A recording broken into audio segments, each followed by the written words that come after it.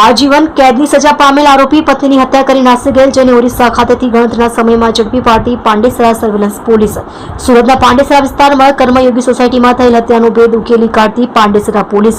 ગઈ તારીખ 6/1/2025ના રોજ સવારના સમયે પોલીસ સ્ટેશન ખાતે માહિતી મળેલ કે પાંડેસરા કર્મયોગી સોસાયટી 2 પ્લોટ નંબર 457-458 માં આવેલ બંધ રૂમમાંથી દુર્ગંધ આવે છે. જે માહિતીના આધારે ઇન્વેસ્ટિગેશન પોલીસ સબ ઇન્સ્પેક્ટર તથા સર્વેલન્સ પોલીસ સબ ઇન્સ્પેક્ટર તથા પોલીસ માણસો મારફતે તપાસ કરાવતા સદર રૂમને તાળું મારેલ હતું અને તાળાની ચાવી દરવાજા પાસે પડેલ હતી, જેથી રૂમનો દરવાજો ચાવી વડે ખોલી રૂમની અંદર જઈ જોતા લાકડાના પલંગ ઉપર ચાદર ઓઢાડેલ લાશ પડેલ હોય.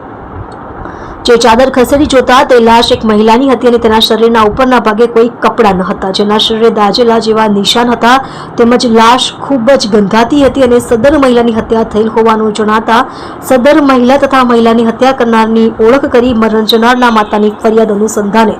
2025 ભારતીય ન્યાય સંહિતા 2023ની કલમ 104 મુજબ ગુનો રજીસ્ટર્ડ કરવામાં આવેલ, જેમાં પાંડેસરા પોલીસ સ્ટેશનના પોલીસ ઇન્સ્પેક્ટર સાહેબ શ્રી દ્વારા અલગ અલગ ટીમો બનાવી આરોપીને પકડી પાડવા સૂચના કરી હતી. જેમાં સીસીટીવી કેમેરા ચેક કરવામાં આવેલ તથા હ્યુમન સોર્સિસના આધારે આરોપી વિશે માહિતી મેળવવા માટે વર્કઆઉટ કરી માહિતી મેળવેલ કે સદરહુ હત્યામાં મરણ જનાર લક્ષ્મીબેન કૃષ્ણા સ્વાઈના પતિ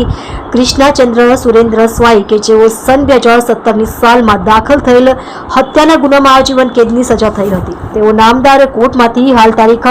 19/12/2024ના રોજ જેલ મુક્ત થયેલ હતો. જેણે લક્ષ્મીબેનના ચરિત્ર ઉપર શંકા રાખી લક્ષ્મીબેનની હત્યા કરી તેને પલંગમાં સુવડાવી ઉપર ચાદર ઓઢાડી રૂમને તાળો મારી ચાવી દરવાજા પાસે મૂકી ગામ કેશપુર, તાલુકો બલીકોટ, જિલ્લો ગંજામ, ઓરિસ્સા ખાતે ચાલી ગયેલ હોવા અંગેની બાતમી મળેલ હતી, જેને પકડી પાડવા અને અનડિટેક્ટ ગુનાને ડિટેક્ટ કરતી પાંડેસરા પોલીસ